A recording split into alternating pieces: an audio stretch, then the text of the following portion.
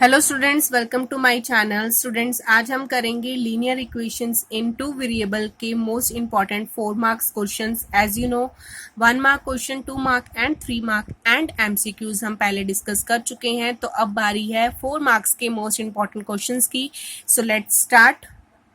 So first question is, the fixed charge of a hostel is ₹1000 and remaining depends on the number of days and has taken food in the mess. A student taken fixed for 25 days take cost of the food per day ₹X and the total charges of hostel as ₹Y. Write a linear equation in two variables and draw the graph, and also find charges of the hostel for the student if food charges per day is ₹50. तो hostel के रहने का fix charges वो कितने हैं जी? ₹1000। Food उनको मिलता है जी 25 डेज के लिए, जिसकी कॉस्ट फूड पर डे की होती है ₹X उन्होंने लेने के लिए कहा है, और टोटल चार्जेस जो हॉस्टल के हैं वो लिए हैं उन्होंने ₹Y। तो आपके पास इक्वेशंस क्या बनेगी कि जो टोटल चार्जेस हैं that is y is equal to, वो किसके इक्वल होंगे? जो आपका फिक्स्ड चार्ज है हॉस्टल के रहने का वो आएगा 1000 प्लस, और कितने डेज के लिए? 25 डेज के लिए फूड मिल रहा है तो 25x आएगा। So y is equal to 1000 plus 25x। ये आपके पास बनी है जी लीनियर इक्वेशन। अब इसका ग्राफ ड्रॉ करते हैं। तो आपके पास x की वैल्यू अगर आप 20 लेते हैं तो y बनता है आपके पास 1000 प्लस 500 दैट इज 1500। अगर आप x 40 लेते हैं तो आपके पास बनता है 1000 प्लस 1000 इज इक्वल टू 2000। और अगर आप x लेते हैं जी 60 तो आपके पास बनता है 1000 प्लस 1500 दैट इज 250। अब इसका ग्राफ अगर आप ड्रॉ करें तो यह बनता है कि अगर आपको 20 डेज रहना है तो आपके पास कितना आएगा खर्चा? 1500 का। अगर आपको 40 डेज रहना है तो आपके पास खर्चा आएगा 2000 का। और अगर आपको 60 डेज रहना है तो आपके पास खर्चा आएगा जी 2500 का। ठीक है जी। तो ये आपके पास बन गई है एक लीनियर इक्वेशन की ग्राफ की line, that is straight line बनी है इस इक्वेशंस की। सो अब उसने आगे पूछा है if food charges per day is ₹50, तो टोटल चार्ज बताइए कि कितने हॉस्टल का कितना बना। सो अगर फूड चार्जेस पर डे होता है ₹50, सो टोटल चार्जेस आपके पास बनेंगे 1000 plus 25 multiply by 50 that is 2250, 2250 rupees charges. ठीक है जी। Now next second question is, if the work done by a body on an application of a constant force is directly proportional to the distance travel by the body. उन्होंने एक equation दी है कि जो work done है वो एक किसी application का वो किसके डायरेक्टली प्रोपोर्शनल है? Distance covered travel by the body. तो W is directly proportional to S आ जाएगा। ठीक है जी। Then express form in linear equation. तो linear equation as you know directly proportional को हटाकर हम क्या लगाते हैं? F that is force. So W is equal to क्या बनेगा आपके पास? FS। ये लीनियर इक्वेशन बन गई।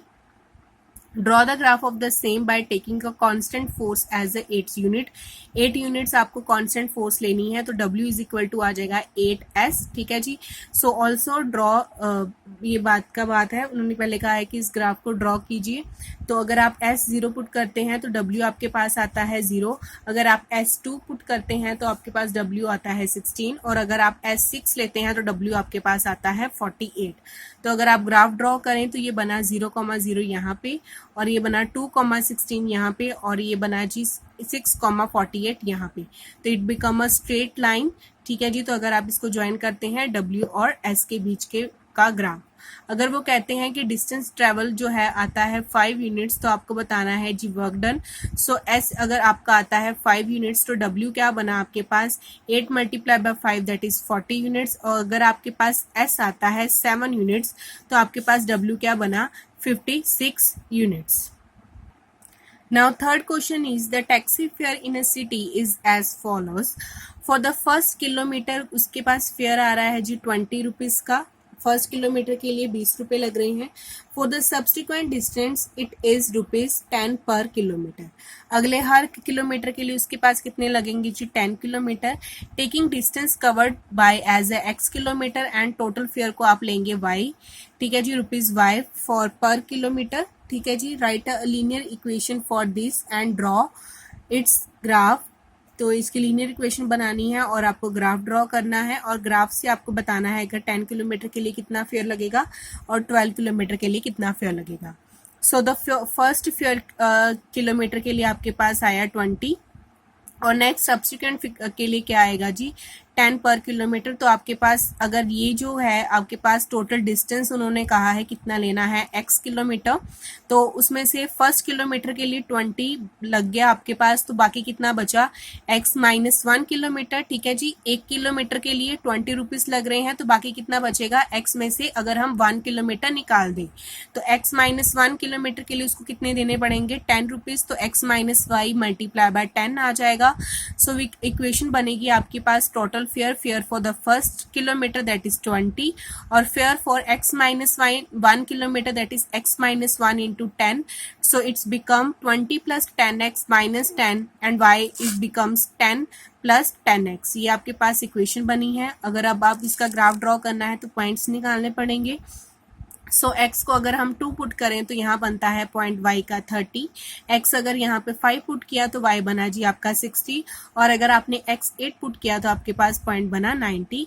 सो यहाँ पे अगर आप ग्राफ लिया तो इधर x एक्सिस पे डिस्टेंस लिया है 2, 4, 6, 8, 10 और 12 का, और यहाँ से अगर आप डिफरेंस ले रहे हैं जो y का वो आएगा 20, 40, 60, 80, 100, 120, 140। सो 2 पे आपके पास आया जी था 30, तो ये यहाँ पे पॉइंट ड्रॉ होगा। ठीक है जी, इन दोनों के बीच में। और 5 पे आपने लेना है 60, तो 5 ये रहा और ये 60 यहाँ पे। ठीक है जी, और 8 पे आपने लेना है 90, तो 8 पे बनाइए 90। आपने ग्राफ कॉपी पे बनाना है, मैंने पेज पे बनाया, आप ग्राफ पे बनाइएगा।